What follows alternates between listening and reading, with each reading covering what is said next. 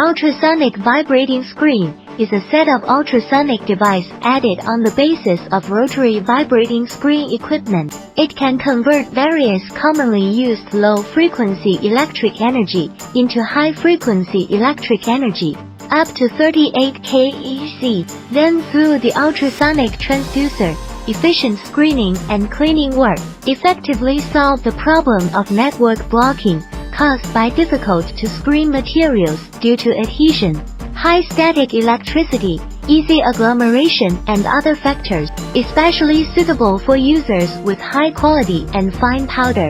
Alumina powder is an inorganic substance and is often used in the manufacture of refractory materials. The materials can be quickly classified during sieving. Its ultrasonic vibrating screen has self-cleaning function. No need to add any cleaning device.